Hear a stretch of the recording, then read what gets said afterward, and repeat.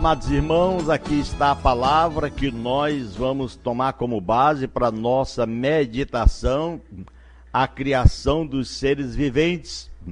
É o que está escrito na palavra de Deus em Gênesis, capítulo 1, versículo 26, quando Deus, o Senhor, resolveu fazer o homem.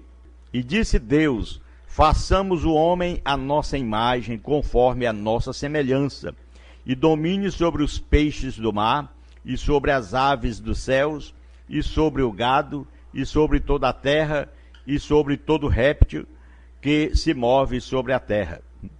E criou Deus o homem à sua imagem, a imagem de Deus o criou, macho e fêmea os criou. E Deus os abençoou. E Deus lhe disse: frutificai, multiplicai-vos e enchei a terra, sujeitai-a e dominai sobre os peixes do mar, e sobre as aves dos céus, e sobre todo animal que se move sobre a terra. Glória a Deus.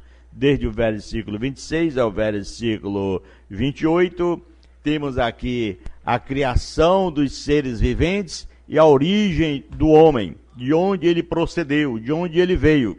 E nós vamos ver aqui o princípio das coisas, glória a Deus, que Deus, nosso Senhor, tem feito e tem nos dado para começarmos a viver uma vida digna. Então, o princípio da tentação e do pecado. E plantou o Senhor Deus um jardim no Éden, do lado oriental, e pôs ali o homem que tinha formado. Gênesis 2:8. Tomou, pois, o Senhor o homem e o pôs sobre o jardim do Éden para lavrar e guardar a terra. É muito fácil compreender o pecado observando a palavra. Primeiramente, Deus é o único e legítimo Senhor do homem e o mundo criado para expressar sua liberdade. É livre, a semelhança de Deus. Em Gênesis 1:26 mostra que Deus fez o homem.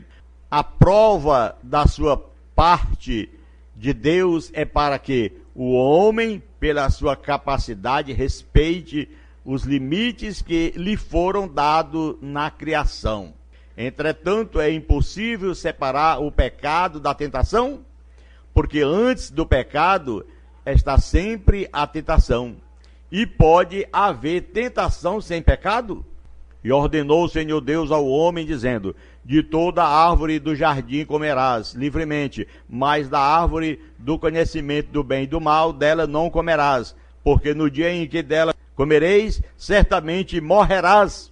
Gênesis 3:1-4. Irmão, amigo, mas a serpente, sagaz, que todos os animais ela era, muito mais, e que o Senhor Deus tinha feito, disse a mulher. É assim que Deus disse: não comereis de toda árvore do jardim? Disse a serpente à mulher: certamente não morrereis. Certamente há várias razões para afastar-se da vontade de Deus, mas no mínimo há 3 tipos de pecado, que são a rebeldia, imaturidade ou fraqueza espiritual e a ignorância.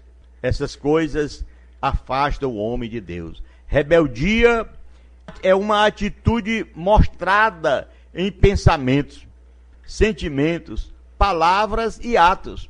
Imaturidade traz consigo a total fraqueza espiritual e a ignorância. Ignorar a vontade de Deus, não sabendo que está fazendo o mal. Isso é ignorância. Portanto, não há escolhido que vá contra a vontade de Deus, mas se afasta do seu plano.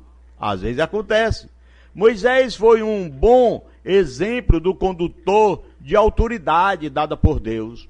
Entretanto, uma única vez Moisés tomou essa autoridade sobre si mesmo. Uma única vez ele assumiu a posição de autoridade sobre o resto e agiu do alto desta posição, em vez de permitir que Deus trabalhasse por meio dele. Ele agiu como uma figura com autoridade própria. Por causa disto, trouxe-lhe um custo muito alto. É o caso do pecado. Nós também temos que nos cuidar. Sendo assim, vendo que este alto de autoridade posicional custou a Moisés, deveríamos examinar nossas próprias vidas e autoridade, meus irmãos. Às vezes, todas as formas que nós pensamos são pecados, porém, quando a Bíblia fala em pecado, está falando em pecado por rebelião, imaturidade ou fraqueza espiritual. Portanto, o que comete pecado está em rebelião contra Deus. A desobediência, ela é resistir à vontade de Deus. E a maldade deliberada, consciente, que sempre rompe a relação entre Deus e o homem, conforme Isaías 59:2, que diz que porventura estarei com minha mão ou meu braço encolhido, que não possa estender e vos alcançar? Mas os vossos pecados têm feito uma parede de separação entre vós e o vosso Deus, foi o que o profeta Isaías disse. Uma vez, observando a palavra, uma grande parte da obra de Deus em nossas vidas é expor o pecado. Seu propósito, que nós nos vejamos como realmente somos, arrependamos de todos os nossos pecados e sejamos transformados pela obra do Espírito Santo. Glória a Deus. Lá em João 16:8, Jesus disse que nós temos que ser transformados quando nós aceitamos a sua palavra. Entretanto, assim como por um só homem entrou o pecado no mundo, e pelo pecado a morte, assim também a morte passou a todos os homens, porque todos pecaram. Romanos capítulo 5, versículo 12. Agora, falar de pecado, o que é o pecado? Para você que está nos ouvindo. Pessoas que dizem, não, tudo é pecado. Para os crentes, para os evangélicos, tudo é pecado. Não, não é isso. O que é o pecado? Todas as ações que desagradam a Deus e confrontam a sua palavra. Isso aí que é o pecado. Também são usados outros termos como rebelar-se ou passar dos limites estabelecidos. Fazer algo que causa dano, tristeza ou dor. Criar uma cilada para uma pessoa cair. Quantos que fazem isso, né? Um laço para a pessoa cair. Cava uma cova. Se deixa seduzir por outras coisas. Assim, querido rádio ouvinte, amigo que está na nossa escuta, aquela vida de um homem que tem consigo uma lista de pecados que a sua consciência está despertando.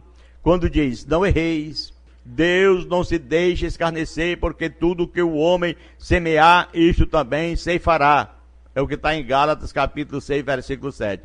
Alegra-te, jovem, na tua mocidade, e recreie-se o teu coração nos dias da tua mocidade, e anda pelo caminho do teu coração, e pela vista dos teus olhos. Sabe, porém, que todas essas coisas te trará Deus a juízo. Lá em Eclesiastes capítulo 11, versículo 9.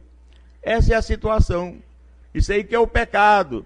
Agora, a origem do pecado. Segundo estudiosos da Bíblia, o primeiro pecado foi cometido quando houve a rebelião de anjos liberado por Lúcifer. Há também consenso de que a origem do pecado humano foi terrível, a escolha de Adão e Eva no jardim do Éden. Na tentação do homem e da mulher, percebemos o que significa e o seguinte processo. Insinuação que Deus era demasiado e severo. Muitas pessoas dizem assim, dúvida, às vezes a pessoa fica duvidando, quanto ao perigo de comer o fruto, e finalmente o tentador acusou Deus de ser egoísta. Ora, a serpente era mais astuta do que todos os animais do campo, que o Senhor Deus tinha feito, e esta disse à mulher, é assim que Deus disse, não comereis de toda a árvore do jardim? Disse a mulher, a serpente, do fruto das árvores do jardim comeremos, mas do fruto da árvore que está no meio do jardim, disse Deus, não comereis, nem tocareis, para que não morrais. Então a serpente disse à mulher, certamente não morrereis, porque Deus sabe, o Senhor sabe que no dia em que dele comerdes, se abrirão os vossos olhos e sereis como Deus, sabendo o bem e o mal. Meu irmão, meu amigo, essa é a questão. Às vezes a pessoa quer ser como Deus, quer saber muita coisa, aprender muito e não aprende nada. No entanto, o propósito de Deus ao proibir o fruto consistia em testar a fidelidade do homem, porque o perigo habita naquilo em que não podemos tocar. Não é pecado ser tentado, mas é errado, é pecado ceder à tentação. Aí é onde está o problema. Sendo assim, foge também das paixões da mocidade, meu irmão, e segue a justiça, a fé, o amor e a paz com que os que são de um coração puro. Invoca o Senhor, lá em 2 Timóteo 2,22 está escrito, e são palavras do apóstolo Paulo. Portanto, submetam-se a Deus, resista ao diabo e ele fugirá de vós. Então, as terríveis consequências do pecado, elas chegam quando a gente cede o pecado. Ao ceder a voz de Satanás, o homem escolhia agradar a si mesmo, desobedecendo deliberadamente a Deus.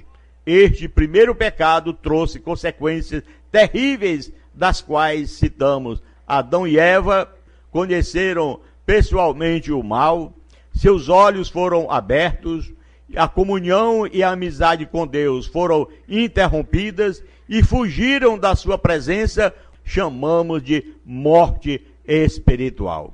Quando o homem desobedece a Deus, não segue os caminhos do Senhor. Por esta razão, a gente se preocupa, nós nos preocupamos. As pessoas não param para meditar o quanto Deus é bom, o quanto Deus é maravilhoso, mas também o quanto Deus é justiça.